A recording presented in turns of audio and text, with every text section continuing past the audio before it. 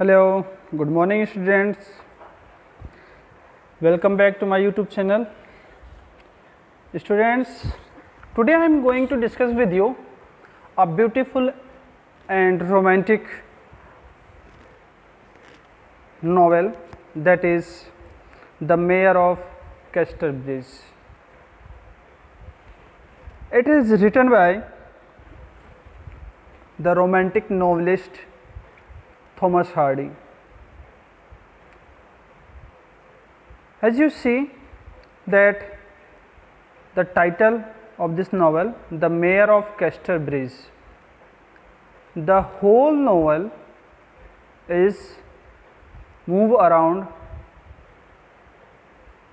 this title or this post.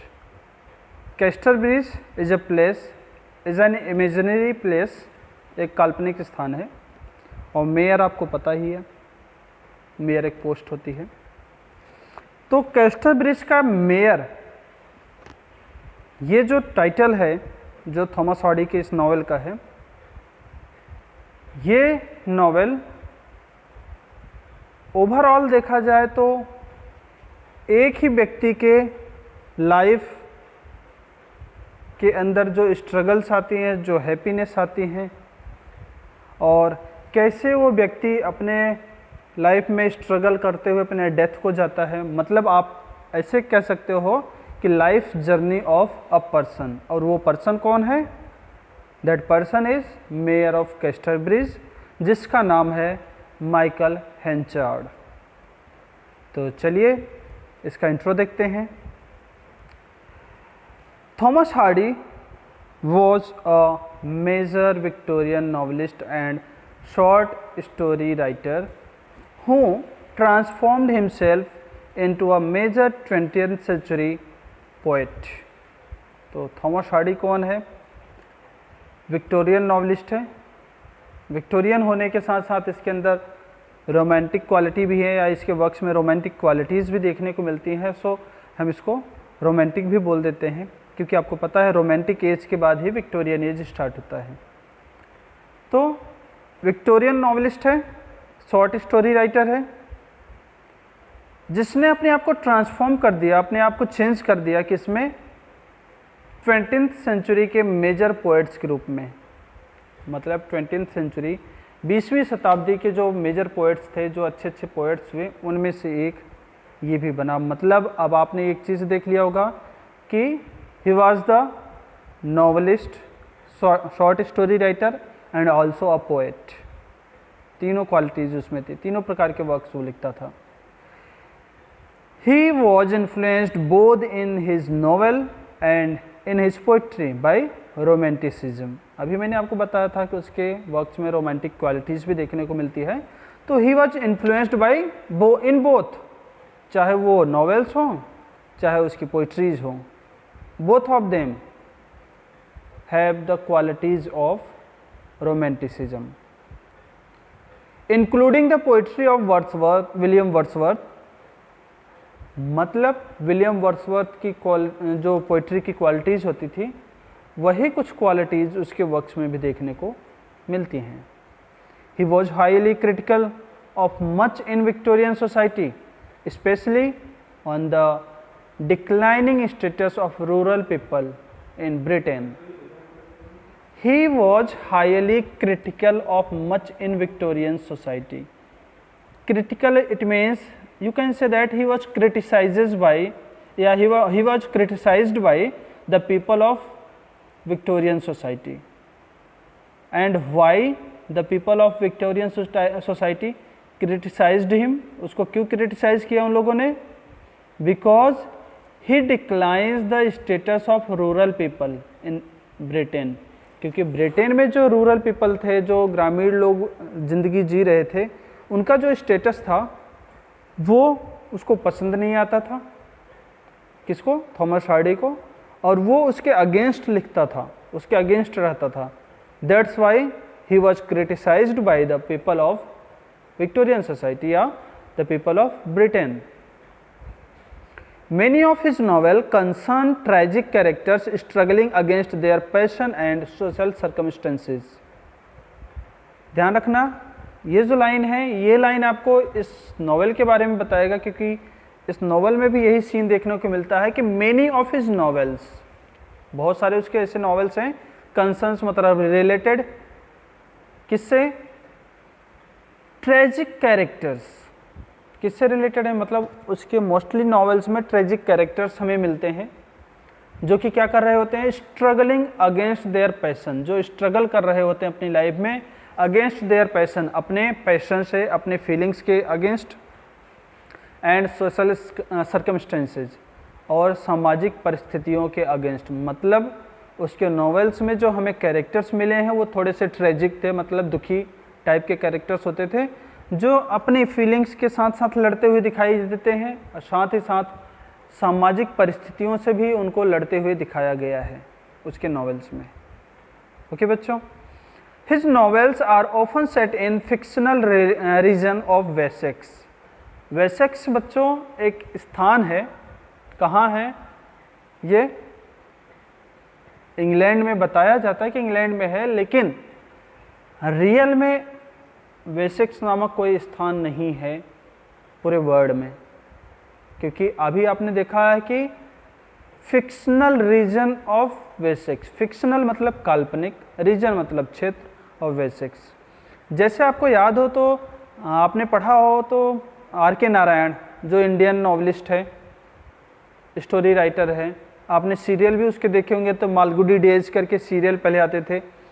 तो जिस प्रकार से R.K. नारायण अपने नॉवेल्स में, अपनी स्टोरीज में, आपने R.K. नारायण का द गाइड पढ़ा होगा जिसमें राजू नाम का एक कैरेक्टर होता है, तो उसके नॉवेल्स में, R.K. नारायण के नॉवेल्स में जिस प्रकार से हमें एक जगह या एक स्थान का नाम मिलता है मालगुडी, जबकि रियल में पूरे इंडिया में कहीं मालगुडी नामक स्थान नहीं है, एक काल्पनिक स्थान है ये मालगुडी। इसी तरह से थॉमस हार्डी अपने नॉवेल्स के लिए, अपने स्टोरीज के लिए एक काल्पनिक स्थान या काल्पनिक प्रदेश या एरिया का चूज करते हैं जिसका नाम होता है वेसेक्स। उसके मोस्टली नॉवेल्स में वेसेक्स नामक स्थान मिलता है, या उसके मोस्टली नॉवेल्स किस स्थान से रिलेटेड होते हैं, वेसेक्स से।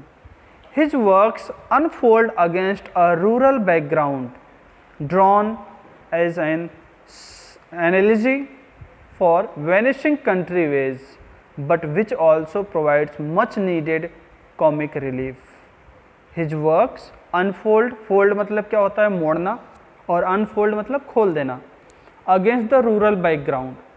It means उसके नॉवेल्स में, उसके वर्क्स में हमें जो रूरल बैकग्राउंड है, जो ग्रामीण या देहाती जो क्षेत्र है, उसका जो दृश्य है वो पूरी तरह से ओपन दिखाई देता है, या उसके नॉवेल्स में उस दृश्य को या उस इमेज को अच्छे से एक्सप्लेन किया है, किसने, थॉमस हार्डी ने। और इसको कैसे एक्सप्लेन किया है या कैसे ड्रॉ किया है, drawn an elegy as an elegy for vanishing country ways, और उसने इस रूरल बैकग्राउंड को या देहाती क्षेत्र को ऐसे दर्शाया है जैसे कि इसमें दुख ही दुख भरा पड़ा हो, और ये वेनिशिंग मतलब नष्ट होने की तरफ जा रहा है, वेनिश हो रहा है, डिस्ट्रॉय हो रहा है, but which also provides much needed comic relief. लेकिन उसके वर्क्स को जब हम पढ़ते हैं तो हमें उसमें कुछ कॉमिक रिलीफ भी मिलता है। कॉमिक रिलीफ एक लिटरेरी टर्म है, जब मैं आपको पढ़ा रहा था लिटरेरी टर्म्स, उसमें मैंने एक लिटरेरी टर्म पढ़ा था कॉमिक रिलीफ, कि ट्रेजिक मोमेंट्स के बीच में जब कोई एक मॉकरी टाइप का या फन टाइप का सीन आ जाए या कोई कैरेक्टर आ जाए तो उसको कहते हैं कॉमिक रिलीफ। कई बार आप मूवीज़ में देखते हो, कोई सैड मूवी देखते रहते हो, उसके बीच में हंसी मजाक करने वाला कोई सीन आ जाता है तो उसको कहते हैं कॉमिक रिलीफ। वो इसलिए डाला जाता है प्ले में या नॉवेल में ताकि जो ऑडियंस है या जो मूवीज़ वगैरह देख रहे हैं उनके दिमाग पे ज़्यादा कोई इम्पैक्ट न पड़ पाए किसका, ट्रेजिक का, या उनके दिमाग में कुछ इमेज, निगेटिव इमेज न क्रिएट हो पाए। दैट्स वाई वो उनके दिमाग को चेंज करने के, माइंड को थोड़ा सा ट्रेजिक मोमेंट से बाहर लाने के लिए कॉमिक रिलीफ अपने नॉवेल में या अपने ड्रामा में लेकर के आते हैं। तो आपने देख लिया थॉमस हार्डी के बारे में, थोड़ी सी जानकारी मिल गई आपको। अब आगे के पेज पे देखते हैं, आगे के पेज पे क्या है। अब बात करते हैं इस novel the mayor of Casterbridge के बारे में। तो द मेयर ऑफ कैस्टरब्रिज बच्चों, अगर इसका फुल टाइटल देखें तो इसका फुल टाइटल है the mayor of Casterbridge the life and death of a man of character. मतलब जीवन और मृत्यु एक व्यक्ति की या एक कैरेक्टर की, और वो कौन है? द मेयर ऑफ कैस्टरब्रिज, ये इसका फुल टाइटल है। एंड इट वॉज या इट इज़ एन 1886 नॉवेल, मतलब 1886 में ये पब्लिश्ड हुई by English author Thomas Hardy. Thomas Hardy के द्वारा 1886 में इसको पब्लिश किया गया। One of Hardy's Wessex novels, अभी मैंने आपको बताया था कि थॉमस हार्डी अपने नॉवेल्स में वेसेक्स नामक स्थान को इम्पोर्टेंस देता है, तो ये उसके वेसेक्स नॉवेल्स जो थे उनमें से एक था ये। And it is set in a fictional rural England with Casterbridge standing in for Dorchester in Dorset where author spent his youth. Dorchester एक स्थान है, कहाँ है ये? डॉर्सेट में है, और ये दोनों कहाँ हैं? इंग्लैंड में। इंग्लैंड में एक स्थान है डॉर्चेस्टर जो कि डॉर्सेट में है, या आप ऐसे कह सकते हो कि इंग्लैंड में डॉर्सेट नामक स्थान है, उसके एरिया में ही एक स्थान पड़ता है डॉर्चेस्टर। और वहाँ पर जो ये ऑथर है या थॉमस हार्डी है, इसने अपना यूथ स्पेंड किया था, अपना युवावस्था वहाँ बिताया था।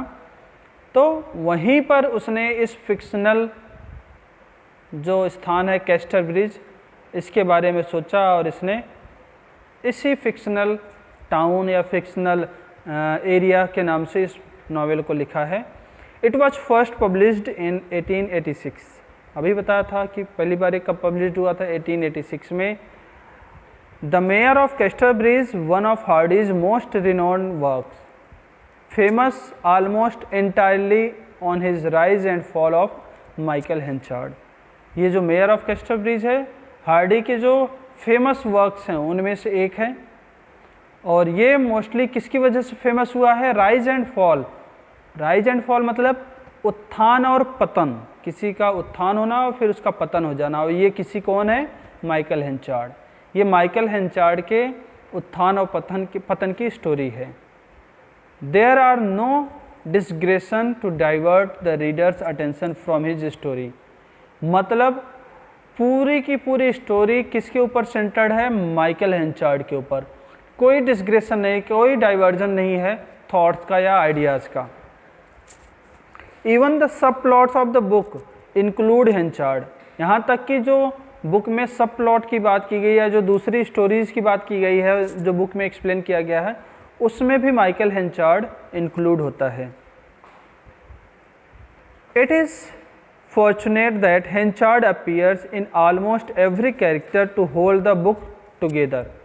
और ये बहुत अच्छी बात है, बहुत फॉर्चुनेट बात है, या बहुत सही बात है कि माइकल हेंचार्ड हर एक चैप्टर में इंक्लूड है, या उसकी स्टोरी हर एक चैप्टर में एक्सप्लेन की जाती है, जिसकी वजह से उसने पूरी स्टोरी को एक साथ बांध रखा है, या पूरी बुक को एक साथ बांध रखा है। For the plot is lightly knit only giving a vague impression of unity। अगर ये नहीं होता माइकल हेंचार्ड, या उसके बारे में पूरी स्टोरी में नहीं बताया जाता, तो इस नॉवेल में जो प्लॉट है और जो यूनिटी है ये क्लियर नहीं दिखाई देती है, एक साथ नहीं दिखाई देती, प्लॉट पूरा बिखरा हुआ दिखाई देता। अब बात करें बच्चों हम इस नॉवेल के जो मेन कैरेक्टर्स हैं, जो मोस्ट कैरेक्टर्स हैं या इंपॉर्टेंट कैरेक्टर्स हैं, उनके बारे में बात करते हैं। तो फर्स्ट जो कैरेक्टर्स है अपना कैरेक्टर्स में, वो है Michael Henchard, who is the protagonist या who is the hero of this novel. तो माइकल हेंचार्ड कौन है? A young migrant farm labourer, दूर कहीं से आया हुआ एक फार्म लेबरर है, मतलब खेत में काम करने वाला है, और अभी युवा अवस्था में है। Who becomes a wealthy agriculture merchant and mayor of the town of Casterbridge, जो कोइंसिडेंसली या अपने लकली या डेस्टिनी उसको सपोर्ट करती है और वो एक वेल्दी एग्रीकल्चरल मर्चेंट बन जाता है, और साथ ही साथ वो मेयर ऑफ कैस्टरब्रिज भी बन जाता है। मतलब पहले तो मर्चेंट बनता है, फिर मेयर ऑफ कैस्टरब्रिज भी बन जाता है। दूसरा जो कैरेक्टर इसमें है वो है सुसन हेंचार्ड। सुसन हेंचार्ड जो है वो बात करें तो वो माइकल हेंचार्ड की वाइफ है, और जिसको वो बेच देता है एक कंट्री फेयर में, एक देहात में एक मेला लगा हुआ होता है, तो उसमें वो अपनी वाइफ को बेच देता है, साथ ही साथ अपने बेटी को भी, एलिजाबेथ जेन, जिसका नाम क्या है, एलिजाबेथ जेन। मतलब माइकल हेंचार्ड उस मेले में जाता है और वहाँ शराब के नशे में अपनी वाइफ और अपनी बेटी एलिजाबेथ जेन को 5 गिन्नी में एक न्यूसन नामक या रिचार्ड न्यूसन नामक सेलर को, नाविक को बेच देता है। थर्ड जो कैरेक्टर है वो रिचार्ड न्यूसन है। ये एक सेलर है, समुद्री नाव का नाविक है, जो कि सुसन और एलिजाबेथ जेन को खरीदता है। किससे? हेंचार्ड से। एलिजाबेथ जेन न्यूसन, बच्चों इस स्टोरी में 2 एलिजाबेथ जेन हैं, एक है एलिजाबेथ जेन और एक है एलिजाबेथ जेन न्यूसन। जो एलिजाबेथ जेन है वो माइकल हेंचार्ड और सुसन हेंचार्ड की बेटी है, जबकि जो एलिजाबेथ जेन न्यूसन है वो रिचार्ड न्यूसन और सुसन हेंचार्ड की बेटी है। डोनाल्ड फारफ्रे, जो नेक्स्ट कैरेक्टर है वो है डोनाल्ड फारफ्रे। डोनाल्ड फारफ्रे कौन है? ये स्कॉटलैंड का एक पर्सन है जिससे हेंचार्ड मिलता है, माइकल हेंचार्ड मिलता है। कहाँ? वहीं कैस्टरब्रिज में।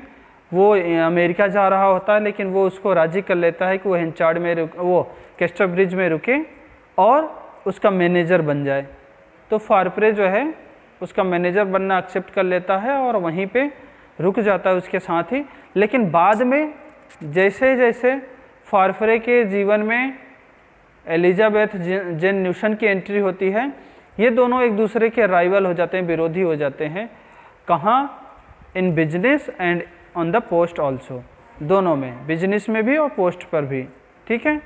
नेक्स्ट जो कैरेक्टर है वो है ल्यूकेटा टेम्पलमैन। ल्यूसेटा जो टेम्पलमैन है ये एक जर्सी वुमेन है, जर्सी की रहने वाली है, जो माइकल हेंचार्ड से मिलती है और उससे प्रेम करने लग जाती है। बाद में माइकल हेंचार्ड जब वापस लौट आता है वहाँ से जर्सी से, तो वो वापस आती है कहाँ? कैस्टरब्रिज में, इस उम्मीद के साथ आती है कि वो माइकल हेंचार्ड से शादी कर लेगी। लेकिन वहाँ पे वो मिलती है किससे? फारफ्रे से मिलती है और वो उससे प्रेम करने लग जाती है और बाद में उससे वो शादी भी कर लेती है। नेक्स्ट जो कैरेक्टर हम इसमें पढ़ेंगे उसमें है जोशुआ जॉब। जोशुआ जॉब की बात करें तो ये माइकल हेंचार्ड का एम्प्लॉय था, और इसका इम्पोर्टेंट रोल कब देखने को मिलता है? जब ल्यूकेटा टेम्पलमैन माइकल हेंचार्ड से कहती है कि मेरे लव लेटर्स मुझे वापस कर दो, और माइकल हेंचार्ड जोशुआ जॉब को देता है कि ये लव लेटर्स ले जा करके ल्यूसेटा को दे दो। लेकिन ये रास्ते में कुछ बुरे लोगों की संगति में आ जाता है और वो लव लेटर खोल करके सारे लोग पढ़ते हैं, और उसके बाद जो है स्कीमी राइडर, जो उन लोगों को बदनाम करने का एक जुलूस निकाला जाता है, उसमें ये रोल प्ले करता है। तो जोशुआ जॉब वो है। और एक कैरेक्टर जिसके बारे में हमें जान लेना चाहिए वो है मिसेस गुडएनफ। मिसेस गुडएनफ की बात करें बच्चों, तभी मैंने आपको बताया था कि गांव में एक मेला लगा था जिसमें माइकल हेंचार्ड अपनी वाइफ और अपनी बेटी को बेच देता है। तो मिसेस गुडएनफ जो है उस मेले में शराब बेचने वाली फॉर्मेटिव वुमेन है, मतलब शराब बेचने वाली एक औरत है। उसी ने उसको शराब पिलाया और इसी के सामने ये पूरी इंसिडेंट हुई कि वो अपनी बेटी और अपनी वाइफ को बेच देता है, और वो बहुत ज़्यादा उससे चिढ़ भी जाती है, गुस्सा भी हो जाती है। बाद में यही मिसेस गुडएनफ जब माइकल हेंचार्ड मेयर बना होता है और उसकी सुनवाई हो रही होती है किसी केस में मिसेस गुडएनफ के खिलाफ, तो ये माइकल हेंचार्ड की पूरी स्टोरी एक्सप्लेन कर देती है, जिससे माइकल हेंचार्ड का रेपुटेशन और भी ख़राब हो जाता है। तो ये जो मेन कैरेक्टर्स हैं उसके बारे में हमने डिस्कस किया। तो बच्चों आज के लेक्चर में हम इतना ही डिस्कस करेंगे।